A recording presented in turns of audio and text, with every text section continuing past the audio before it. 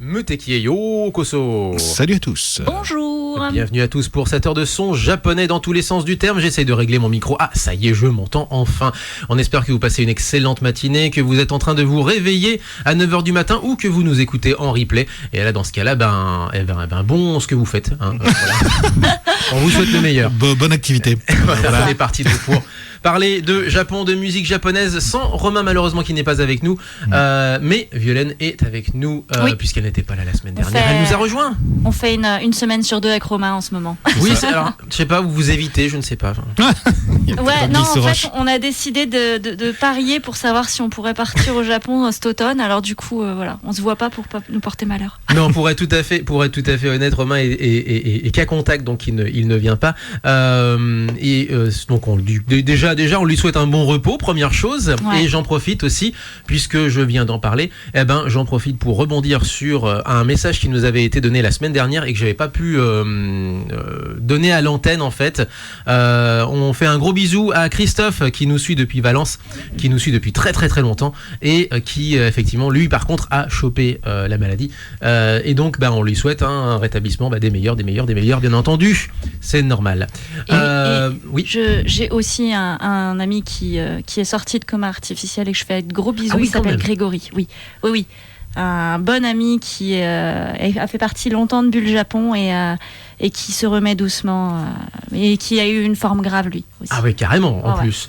Bon, on parle de choses très joyeuses nous ce matin dans Muteki. En plus de ça, la chanson malheureusement est liée à une actu qui n'est pas nécessairement ultra joyeuse puisque ça aurait dû être ces temps-ci le Mangazur. Je sais plus si c'était la semaine dernière ou ce week-end là, mais ça aurait dû être Mangazur et effectivement moi ça me brise le cœur de me dire qu'on aurait dû être à Toulon effectivement ces temps-ci et qu'on au soleil dans le sud, voilà quoi. le pire regret de Léo, au soleil dans non, le mais sud. surtout et puis surtout en fait pour l'ambiance que oui, bien sûr. De la convention en elle-même. Mais le soleil et le sud. Léo, ça il est en manque. une éternité que je peux aller dans le sud au soleil. Je il est en manque, Léo. C'est pas faux. Normalement, tu vois, il devait y avoir Magique, tu vois, tout ça, pour aller dans le sud, mais pas. Il devait y avoir Monaco aussi, mais là c'était beaucoup plus tôt dans l'année, c'est autour de février mars. Ouais. Bon, je précise pour ceux qui ne sont pas à Lyon qu'il fait beau à Lyon malgré tout, parce que Léo a l'air de dire que. Oui, mais il n'y a pas la mer. Bon. Ça peut s'arranger, mais. ça sera un lac, quoi. On verra plus tard. Donc là aussi, gros bisous à Oriane qu'on avait reçu, mais alors plein de fois à l'antenne, bien entendu, qu'on connaît bien, enfin depuis beaucoup plus longtemps que ça en plus clair, de ça. Mangazur, quoi. La grande prêtresse que je disais toujours, la grande prêtresse de Mangazur. Fameux pas des Neptunes. Et à des gens qu'on oublie tout le temps, qui sont l'intégralité des bénévoles qui participent aux conventions et qu'on oublie tout le temps. Non, bien sûr, on y pense. J'ai plein de prénoms qui me viennent en tête puisque j'ai aidé à organiser à Mangazur il y a longtemps. L'année où Oriane n'était pas là en plus. L'année en 2009, 2008 vous êtes ou croisés, 2009 mais je sans crois. vous croiser, effectivement. Ouais. Non, mais ouais. Et c'est des gens géniaux, quoi. Ah oui, clairement, mais le problème, c'est ce maudit maladie nous empêche de faire ça, mais on espère bientôt. Ouais, on espère que ça reviendra bientôt. Bon, il n'y a pas de raison. Ouais, exactement, à un moment, de toute façon. Et donc, c'était une artiste qu'on avait découvert à Mangazur, qu'on avait interviewé d'ailleurs à Mangazur.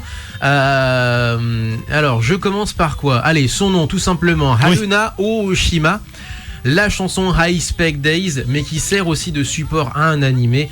L'animé étant Wagamama High Spec, et juste avoir la cover de l'animé en question, il s'agit à mon avis d'une série pour Otak de Akihabara, c'est-à-dire qu'on a vraiment les wigs de couleurs très vives, les gros yeux, les bouches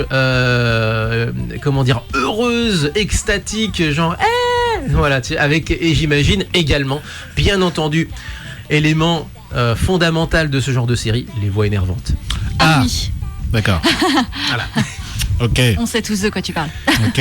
Sorti en 2016, le single également bien entendu, et elle était venue en 2016 ou 2017, je ne sais plus, 2017 je crois qu'elle était venue à Mangazur. On avait d'autres interviews, on a pas mal d'interviews qu'on avait passées à l'antenne et que vous pouvez retrouver dans l'ABC des invités ou dans les archives de l'émission. Pas mal de jingles également, celui de Vincent Ropion, Brigitte Lecordier, Patrick Borg, Christophe Lemoine et Eric Legrand, enfin tout ça, ça a été fait à Mangazur, ça a été enregistré à Mangazur. Surtout pas des Neptunes qui a un superbe écran pour la promotion, c'était génial. Pour les comédiens de Dragon Ball, c'était pas au Palais Neptune, c'était la seule année où c'était au Zénith. Ouais. Ah, c'était la fameuse année au Zénith. C'était pas forcément la plus réussie. Non. C'est pas vrai. C'est celui qui est sur plusieurs étages, je crois. Qui est un gymnase en fait. Forcément sur plusieurs étages. C'est un gymnase en fait. Non mais c'est ça, c'était pas C'était la seule où tu y étais. Je le sais, c'était en 2009. Voilà. C'est la salle des sports.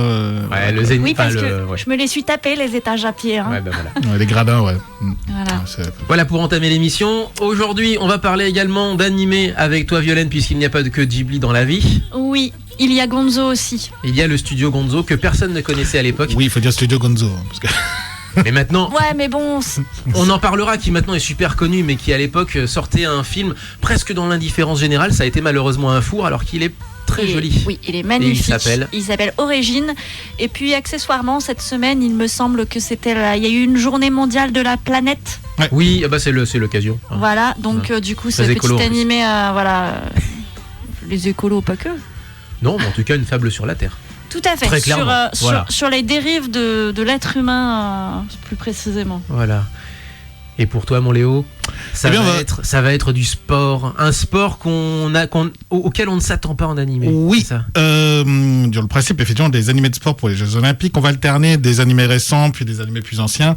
Et là, on va repartir plutôt dans les années 2000, et on va parler, effectivement, à la fois de sport, en fait. C'est de l'athlétisme, c'est du saut à hauteur et du 100 mètres. Donc voilà, on va parler de ça. De l'athlé. C'est parti. De l'athlé, exactement. Et on va enchaîner avec une de tes mélodies à toi, une de tes sélections à toi. Ouais, en tout cas une chanson que j'avais sélectionnée. Alors justement dans la période où je vous faisais plutôt des remixes, des reprises, etc. Il y a une reprise d'un animé qui marche du tonnerre, dont on attend la saison 2 avec impatience, qui s'appelle Kimetsu no Yaiba, Demon Slayer. Demon Slayer. Voilà. Et ceux qui ont ruiné le game au niveau cinématographique. Cinématographique, manga, enfin ils ruinent le game un peu partout quand même. J'avoue. Ce manga, enfin c'est anime manga. Et l'interprétation de Lisa de l'opening est devenue iconique depuis. Cette chanson est partout. C'est Gulenge. Gulenge qui revient assez régulièrement. On en parlait par rapport au top 50 dans les classements digitaux, puisque les singles font des rebonds contrairement aux autres classements des ventes physiques. Et Gulenge revient de temps en temps assez régulièrement à la première place parce qu'il y a une nouvelle actu sur Kimetsu no Yaiba. Alors les gens se disent je vais écouter ça en streaming. Exactement. Du coup, pouf. Et on va écouter une interprétation d'un artiste amateur que j'aime beaucoup. J'ai découvert il y a pas si longtemps que ça, qui s'appelle un Américain, Caleb Hiles, qui interprète l'opening en anglais et il a une voix. Une bonne tête, lui. Si vous connaissez pas, il a une voix de ouf. Et donc je vous propose d'écouter son interprétation de Goulengue en version anglaise. Il est quand même assez connu sur le YouTube Game américain. Sur le YouTube Game américain, clairement. C'est ça. Donc la version de Caleb Hiles pour commencer sur Mouteki 04 78 23. C'est combien? Ils l'ont enlevé. Ah mince. Oh là là, les salopios. On peut nous trouver sur du coup, Twitch, mon anti-sèche sous les yeux. Instagram, Facebook. Et pour si vous voulez nous appeler, il faudra chercher sur internet. Mouteki-radio.fr sur internet. Oh, c'est génial.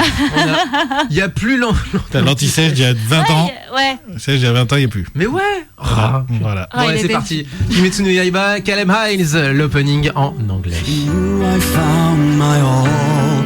Carry on, come along, become strong.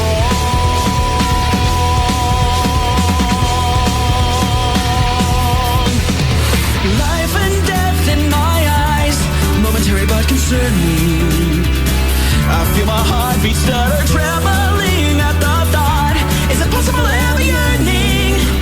Something I can grasp with nightfall. I start to dream. I'll stay up through the night. The sky and who I'll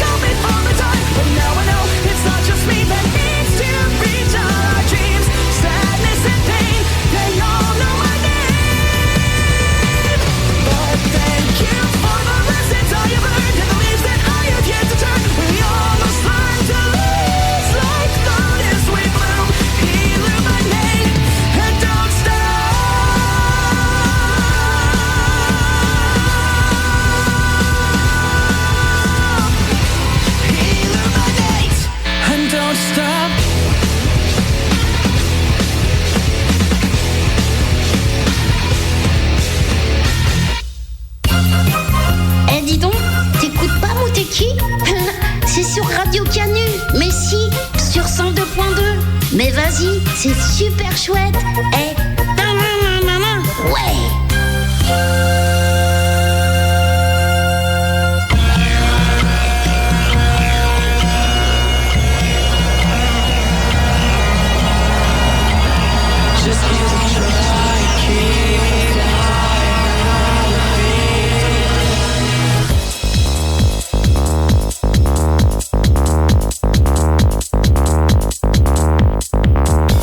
Yo, aquela história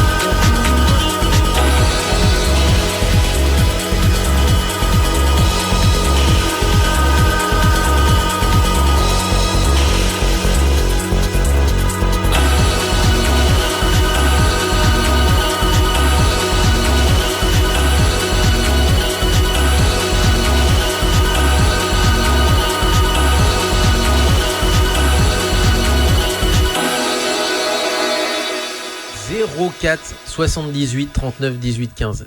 04 78 39 18 15. Il a retrouvé son anti-sèche. Ouais, j'ai retrouvé l'anti-sèche.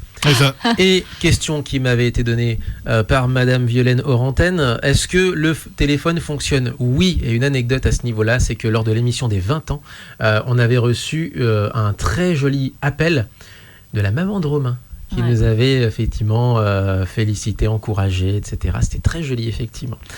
On la salue évidemment au passage. Juste à l'instant, c'était très aérien, c'était très dense, c'était très trans en réalité. Oui, c'est ça, en fait, c'est trans. Ouais, avec le générique d'ouverture, l'opening de Last Exile, Shuntaro Okino Cloud Age Symphony.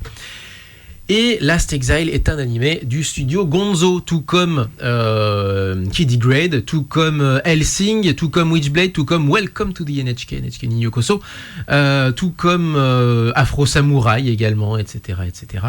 Tout comme d'autres films d'animation, comme par exemple Origin, donc le film dont tu vas nous parler, Violaine. Parce que oui, il n'y a pas que Ghibli dans la vie. Il y a aussi d'autres animés qui méritent, en tout cas d'autres films d'animation qui méritent d'être connus. D'autres réalisateurs aussi. Aussi. Hayao Miyazaki n'est pas le seul, même si voilà. Ouais. Oui, d'ailleurs, on pourrait même dire qu'il n'y a pas que Miyazaki dans la vie, parce qu'au niveau du studio Ghibli, finalement, on connaît pas tant que ça les réalisations de Takahata en dehors du Tombeau des Lucioles. Ouais, c'est ça. C'est vrai pas beaucoup, par exemple, nos voisins les Yamada ou Kaguya ou plein de trucs. Poco. Oui, qui sont très différents les uns des autres d'ailleurs en passant. Ouais. Et du coup, puisque avant-hier, c'était la journée de la Terre, eh bien, Origine, ça raconte quoi ? Eh ben, c'est l'histoire d'une. Zone spoil. C'est l'histoire d'une expérience qui. Sorti en 2006, quelque chose comme ça. Voilà, 2006 en France. Je ne sais pas en combien de temps avant il est sorti au Japon. Il est sorti en France en 2006 et c'est l'histoire d'une jeune fille du passé qui se réveille dans un monde où la forêt attaque les humains. Un monde dystopique, ça. Complètement, oui. C'est une terre complètement éclatée avec la forêt qui régule l'approvisionnement en eau. Voilà. Donc, la forêt décide de la survie ou non des humains, quoi. C'est ça. Et donc du coup, il y a deux factions humaines. Il y a celle qui décide de vivre en harmonie, si on peut dire, avec la forêt, et ceux qui essayent qui attaquent la forêt et qui essayent de se trouver des quantités d'eau limitées en exploitant le désert notamment. Voilà. Donc avec des usines, enfin voilà, il y a qui essaient de se faire de l'eau par eux-mêmes, effectivement, grâce à l'industrie. Ouais, c'est une dystopie dans la dystopie. Oui, parce que l'air est irrespirable. Alors ils ont de l'eau, mais à quel prix, quoi ? C'est ça, c'est-à-dire qu'ils créent des industries gigantesques pour des quantités d'eau qui doivent être minimales. On voit à un moment donné un tuyau avec un petit écoulement d'eau et on comprend que ça leur suffit pas, puisqu'à un autre moment donné, on voit qu'ils essayent d'aller piquer de l'eau à la forêt. Voilà, donc on comprend que c'est pas suffisant en réalité et que à terme c'est. Donc la forêt est la divinité tutélaire, méchante limite. Créée par les humains. Créé par les humains avec une expérience ratée, alors c'est ça ? Ouais, avec une expérience ratée qui a été faite sur la Lune et qui a décidé que finalement la Lune c'était pas si sympa que ça et qui est redescendue sur Terre et qui a détruit toutes les villes. Enfin, quand on arrive, ce qu'ils appellent la cité neutre, donc c'est là où on se retrouve. Voilà. Dans le décor dans lequel on se retrouve. À la lisière entre les deux mondes, quoi. C'est ça, et en fait on voit des immeubles qui ont été détruits, des maisons qui ont été construites sur des ponts, des trucs. Enfin voilà, c'est vraiment archaïque. C'est fait avec les moyens du bord. Et on découvre du coup cette jeune femme qui s'appelle Tula qui se réveille. Qui se fait réveiller en fait. Un peu par erreur. Non, elle est en hibernation, elle est en sommeil. Et en fait, c'est une machine, il y a une lumière, et il y a le jeune Agito qui voit cette lumière et qui décide d'aller voir, et qui trouve une jeune femme qui est vivante. Et puis la forêt se révolte contre elle, puisqu'elle peut être à l'origine de la destruction de la forêt. Elle fait partie des gens qui ont fait l'expérience qu'a loupé. Non. Enfin, Elle fait pas du tout partie des gens qui ont fait l'expérience. C'est son papa qui dirigeait les. C'est la fille. C'est la fille qui dirigeait les expériences. Spoiler. Oh là là.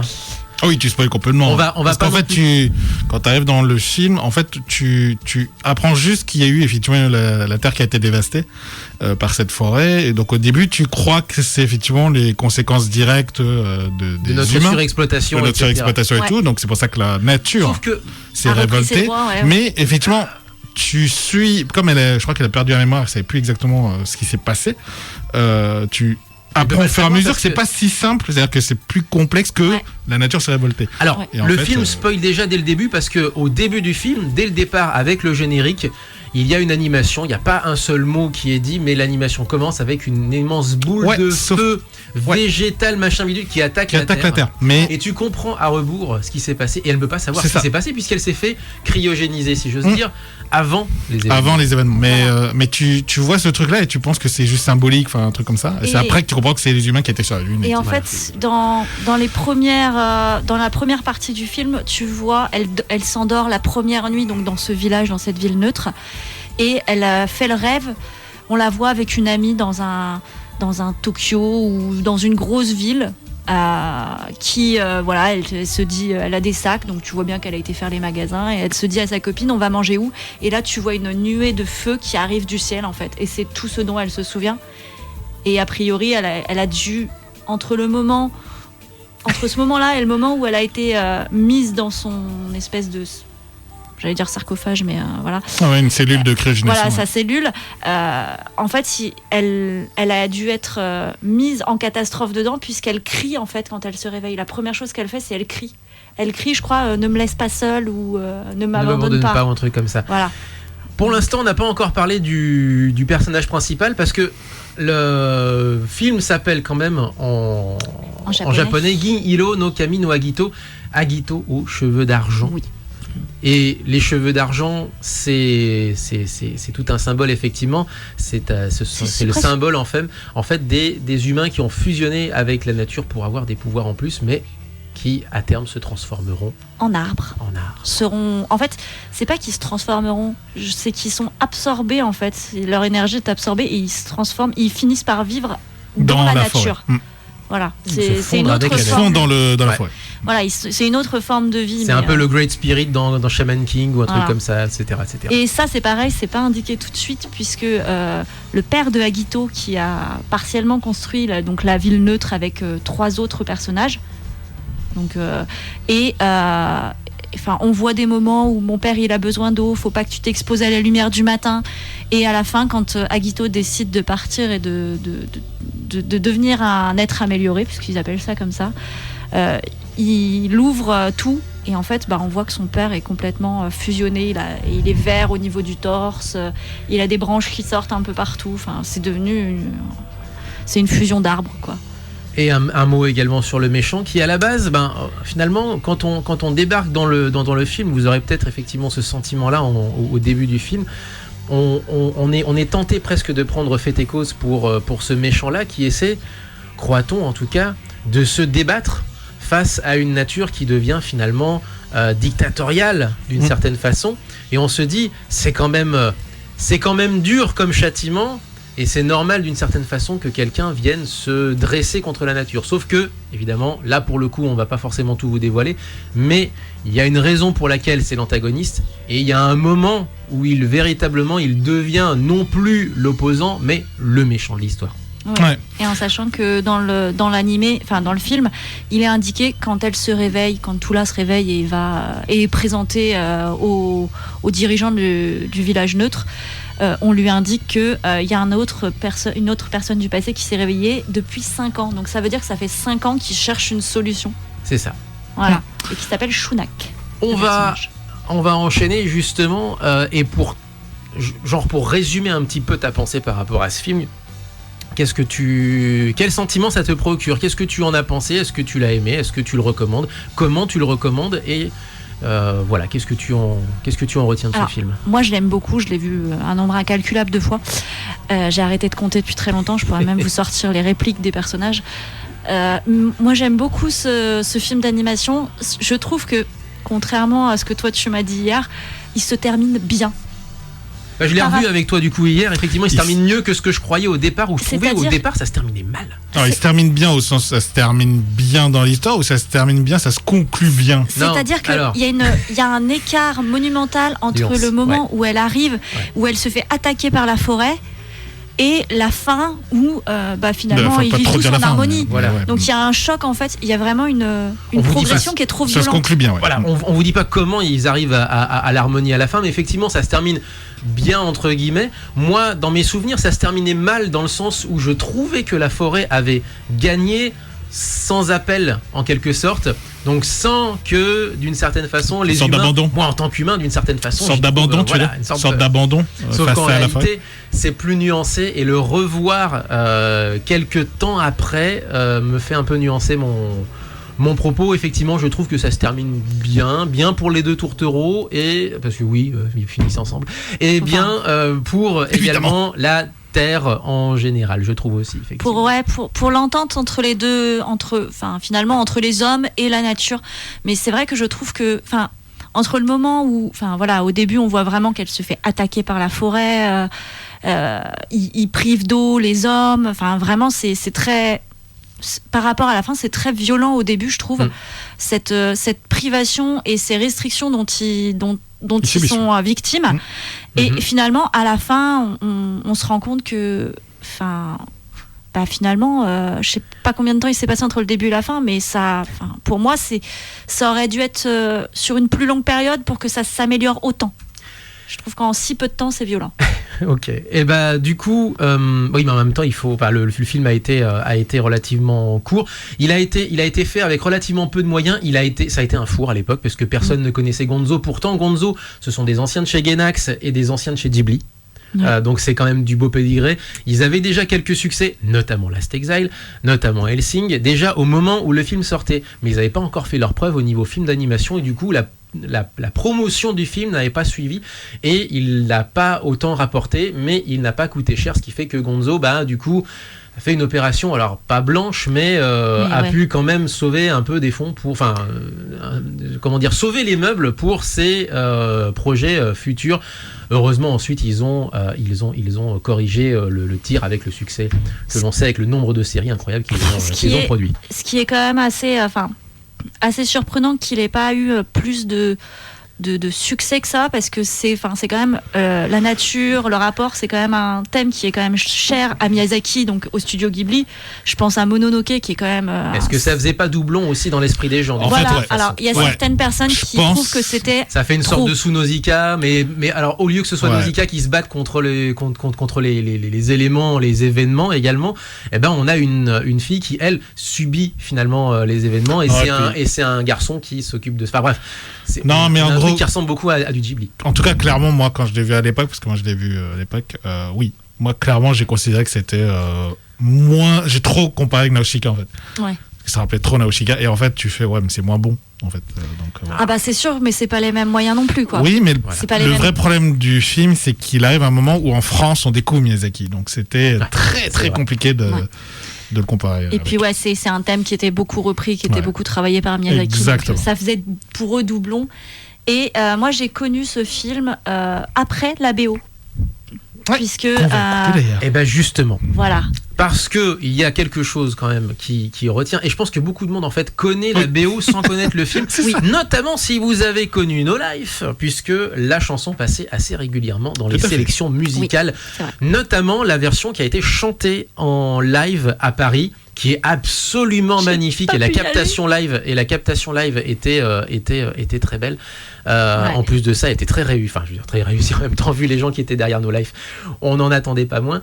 Et la chanson Chowa Oto with Reflection en sous-titre. Et petite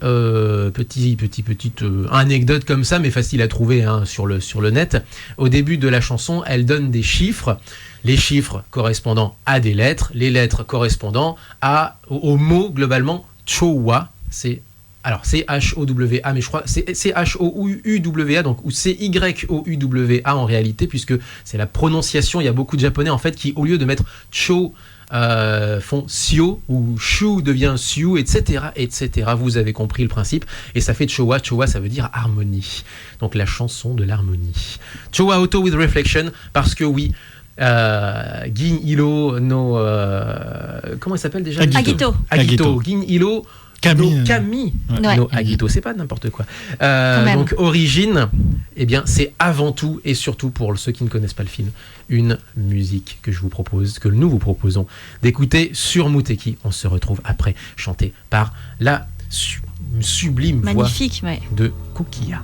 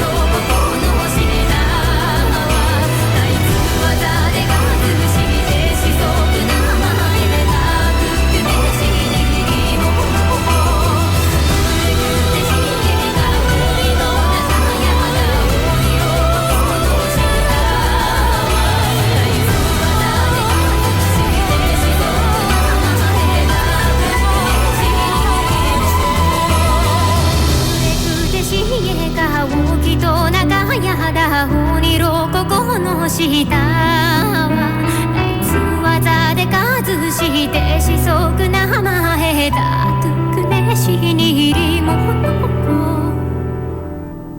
Bonjour, c'est Kokia. Vous écoutez Monteki.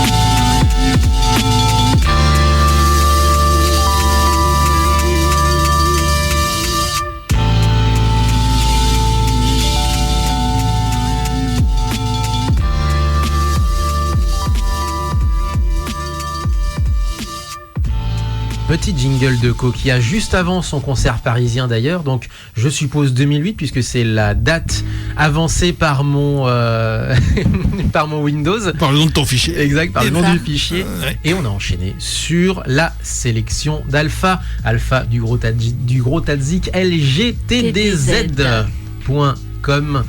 Sélection donc une fois toutes les 2 semaines, sélection groove hip-hop et en cadencement avec Ore Senpai avec sa sélection Idol. Juste à l'instant, eh bien, il s'agissait de Bugseed, qui est un artiste japonais certes, alors visiblement surnommé Bohemian Beatnik, parce que c'est aussi le nom de son premier LP, visiblement, il y a une grosse dizaine d'années, donc on était en 2010, auto-réalisé, et qui a signé pour son dernier album en date, qui s'appelle Impression, chez Chiba Records, qui est un label basé à Brighton, au Royaume-Uni. Ah ouais.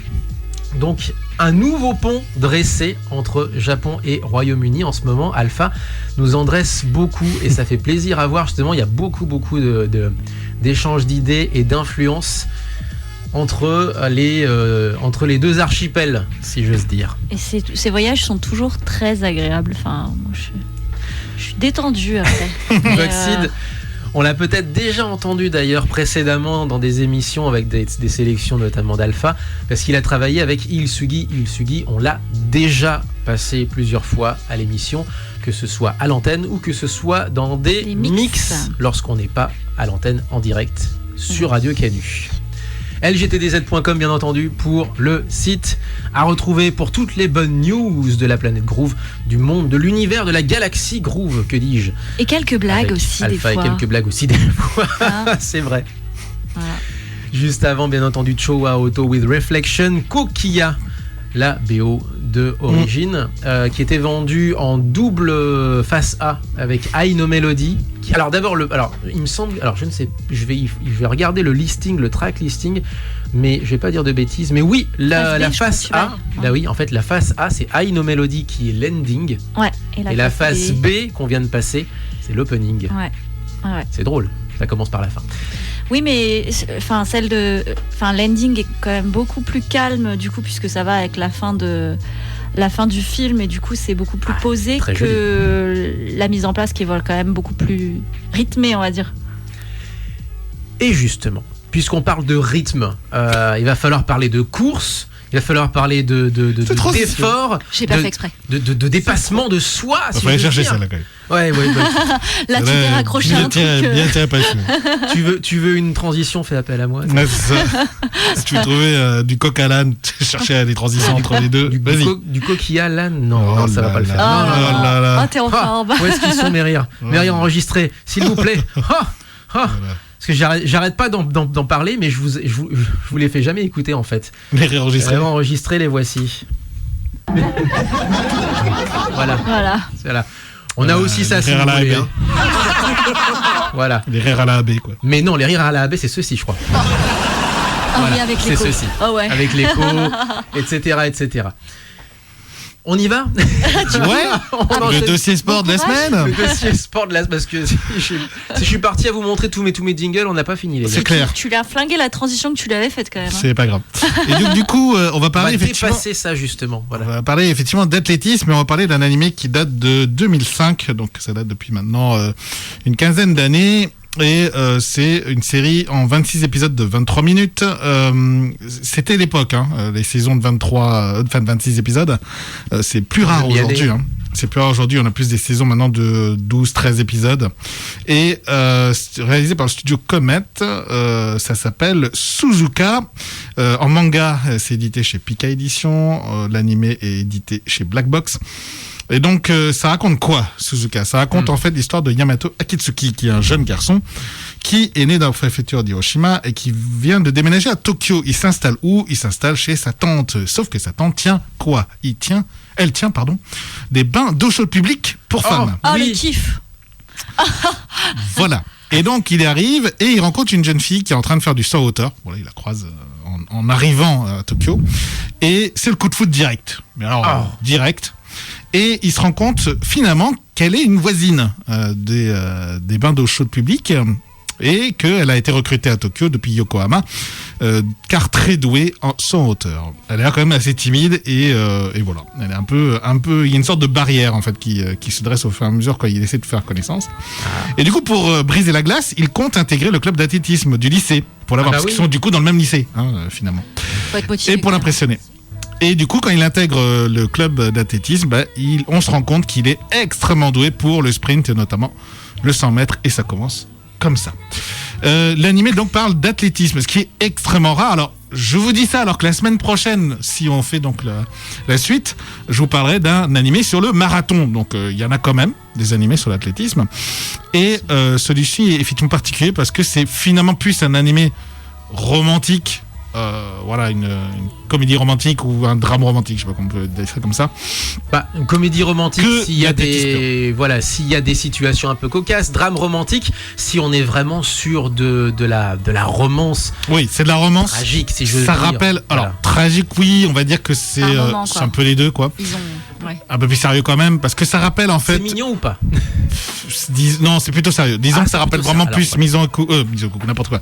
Kimagure Road, pardon, dans l'installation de l'histoire, puisque en fait le garçon finalement sort avec une autre jeune fille. Ah oui, d'accord. Parce qu'elle est devenue amoureuse de lui et en fait, mais dans le fond, il est vraiment amoureux de Suzuka. Et donc ça fait triangle amoureux à la Kimagure Road. Ça fait très Kimagure Orange Road. Voilà. Max et compagnie, si vous avez connu ça. Je vois pas de quoi vous parlez. Je vois pas du tout vous parler, non du tout. Il y a Touch aussi qui est comme ça. Voilà. Donc il y a Touch. Ça n'a pas la même intensité ou la même tension amoureuse que dans Kimagure Road, parce que ça c'est le summum. Moi je considère en tout cas que c'est le summum. Mais les personnages principaux sont quand même avec beaucoup de profondeur. Il y a beaucoup de développement dans l'histoire, donc c'est quand même extrêmement intéressant pour les persos principaux. moins pour les persos secondaires qui sont beaucoup plus classiques. Et puis surtout, à un moment, ça devient un petit peu très fan service en fait. À un moment quand même, quand on avance dans l'histoire, à la fin, ça fait plus Lovina quoi en fait. À la fin. Ouais. Ah oui. Ouais, ça devient un peu Lovina. Même si quand même, ce qui est intéressant, c'est vraiment le triangle amoureux. Ce qui est vraiment la base, c'est le triangle amoureux. Et il se tient ce triangle. Enfin, je veux dire, Oui, voilà. il tient jusqu'au bout. C'est le principal point reste, important. voilà, on reste quand même a pas de choix à les suivre, si j'ose dire. On détourne pas le regard, comme Non. ça peut arriver de temps en temps, ou des fois ça nous emmerde, Exactement. honnêtement. Et du coup, alors, pour ceux qui veulent voir l'animé, ça a quand même un peu vieilli parce que c'est une époque d'animation 15 ans, hein. qui est un peu plus rigide, un peu plus droit. Les traits étaient très épais. C'était l'époque. Enfin, le studio Comet c'est connu pour School Rumble, Peach Girl, Captain Tsubasagi. Donc en gros, c'est vraiment des traits très épais en fait. Donc voilà, ça peut rebuter, mais l'histoire est intéressante. Et si vous aimez donc les comédies romantiques ou les drames romantiques, comédies dramatiques, c'est plutôt pas mal. C'est plutôt pas mal. C'est intéressant. Du coup, quand même, parce qu'on parle de sport, très rapidement, le saut à hauteur aux Jeux Olympiques, c'est pas très compliqué. Il y a une phase de qualif, il y a des athlètes qui doivent sauter le plus haut possible. Et ils ont 3 essais pour franchir chaque barre. Et on en garde 12 au final, qui franchissent le plus haut possible. Dès que les 12 sont qualifiés, il y a la finale. Et pareil, même principe. Ils sautent le plus haut possible. Ils ont 3 essais pour chaque barre. Et donc celui qui gagne la médaille d'or, c'est celui qui fait le saut le plus haut. Et s'il y a égalité, celui qui l'a fait en moins d'essais possible. C'est globalement pareil pour toutes les épreuves de lancer et de saut. De field, comme on dit en anglais, parce que c'est track and field. Track, c'est pour les épreuves où on court, et field pour les autres, tous les autres. Pour le reste. Ouais. Pour le reste. Pour le reste. Et donc les épreuves plutôt field, effectivement, il y a une phase de qualif et une phase finale, effectivement. Ouais. Exactement. Et du coup, Voire 2 phases finales, c'est une phase demi-finale, enfin, oui, Ouais, des y a- sortes y a- d'écrémage et tout pour bien délayer la sauce. Ouais, Ouais, mais c'est ça, déjà très long en fait. Oui. C'est déjà très long. Après les Jeux Olympiques, c'est beaucoup plus simple, c'est direct. C'est une phase de qualif et une phase finale, c'est beaucoup plus facile. Ok. Et le 100 mètres, pas très compliqué, courir le plus vite possible en 100 mètres. Ils sont 8. Sachez quand même que il y a une chose qui a changé, c'est que vous ne pouvez plus faire de faux départ puisque c'est direct élimination. Oui, c'est Aujourd'hui. vrai. Alors, j'ai un c'est petit message de Kibotori qui nous dit qu'il a l'intégrale chez lui et qu'il aime beaucoup les mangas de Kuji Seo. Ouais, qui est donc l'auteur de Suzuka. Ouais, c'est beau. C'est vrai que Suzuka a un succès d'estime moyen, mais surtout un gros succès effectivement là-bas.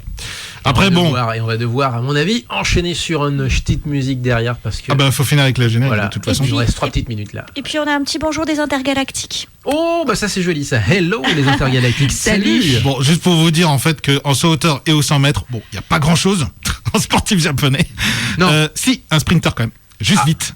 Kiryu Yoshihide, qui à l'âge de 19 ans est le premier japonais à passer sous la barre des 10 secondes en 9 secondes 98. Donc on le verra aux Jeux de Tokyo. Ce serait déjà pas mal qu'il nous fasse une finale, éventuellement. Ouais, ça Allez. serait vraiment pas mal. Bah non, mais ce serait déjà, ce serait quand même énorme. cool parce qu'ils Ce ont pas de serait pédigré. à ce même niveau-là, énorme, donc, je voilà. te dirais.